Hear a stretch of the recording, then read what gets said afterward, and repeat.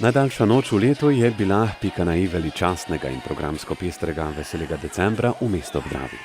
Včasih zaspano in ležerno mesto je optimistično pričakovalo prihod novega leta. Mlado in staro je v miru in sožitju žagalo in rajalo Stanjo Žagar in skupino Avantura. Ure do leta 2018 so minile kot bi trenil. Veličastni ognjemet je po 1. juliju 2017, ko se je končal festival Lent, spet razsvetljeval nebo nad mestom v objemu Pohorja in piramide. Lepih želja ni manjkalo, niti ne optimizma. Pesimizem je bržkone dokončno odplaknil decembrski dež. Zdravje in veselje. Zdravje, sreča, druga ne rabi. Da bi dobil malo več mišične mase, pa to, pa, ja. Želje, da živi vsem, predvsem dosti zdravja, ljubezni in sreče, evo, to. Zdravje vsem, pa puno veselja vsega. Vsem biti zdrave. Hvala. I wish everybody be happy. Z Mariborčani je zadnje sekunde do novega leta odšteval prvi mož mestne občine, ki je žarel od zadovoljstva, da je čarobni december uspel.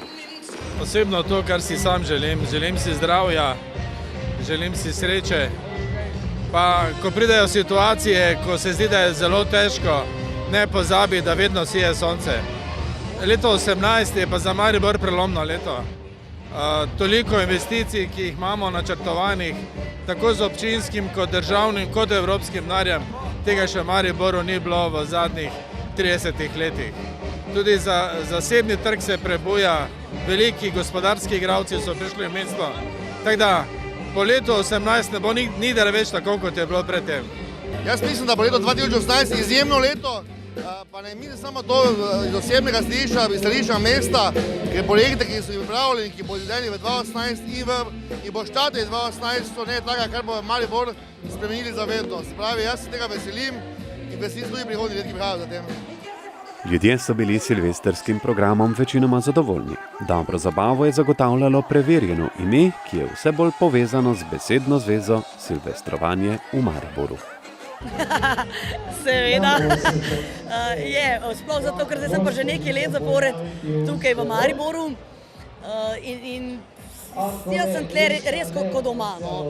Tudi koliko gledam obraze iz odra, ogromno ljudi že prepoznam, ki mi sledijo tudi po ostalih nastopih in po koncertih. In potem je sploh eno tako zelo domače vzdušje. Pa tudi lepo je to, ker se vse generacije zberemo, tudi tujcev vidim, da je tudi vsako leto ogromno. In mi z mojo Avanturo si skoraj da sploh več ne predstavljamo silvestrovanja brez Maribora. Žagarjeva si bo leto 2017 zapolnila predvsem potem, da je postala mama. O čem si ga boste vi? Ja, želja ob pogledu v pisano nebo nad mestom po polnoči res ni manjkalo.